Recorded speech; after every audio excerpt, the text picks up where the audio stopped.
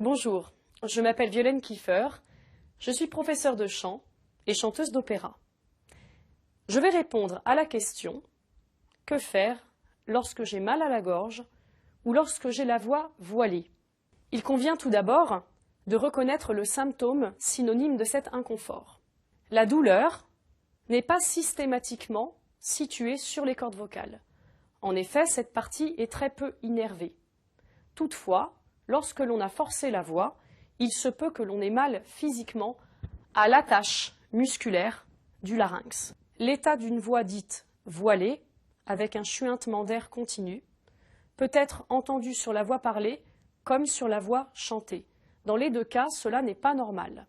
Il se peut que cela vienne d'un état physiologique défaillant, tel qu'un rhume, une laryngite, ou bien une mauvaise assimilation des graisses lors d'un repas trop riche qui peut provoquer un reflux gastro-œsophagien qui, à moyen terme, peut endommager l'appareil vocal. Plus communément, cette gêne, ce voile sur la voix, peut être due à des allergies, à la pollution, donc à une production de mucus un petit peu trop riche.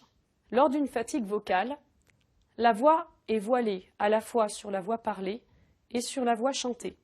Il peut arriver également, surtout chez les femmes, qu'une modification de l'équilibre hormonal provoque une forme de rigidité au niveau du cartilage du larynx. En effet, la thyroïde enveloppe ce cartilage et peut gêner le bon fonctionnement du larynx. À terme, le larynx, avec l'âge, tend à se rigidifier. Quelles qu'en soient les raisons, il convient de vérifier chez un ORL spécialiste du larynx le bon état des cordes vocales avant de penser à entamer un traitement ou bien une rééducation chez l'orthophoniste.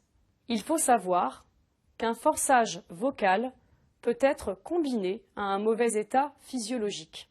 Pour connaître votre état vocal, je vais vous donner un exercice très simple à réaliser chez vous au moyen d'une paille. Tout d'abord, vous soufflez de façon continue dans cette paille, comme ceci.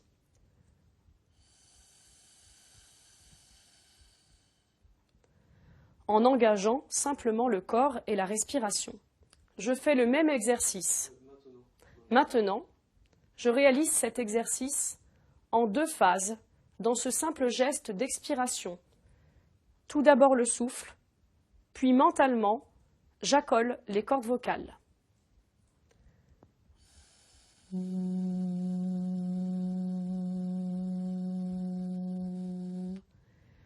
Si vous constatez un temps mort entre le moment où vous décidez d'accoler les cordes vocales et le résultat sonore qui vient, c'est qu'il y a peut-être un petit problème à aller vérifier d'urgence chez l'ORL.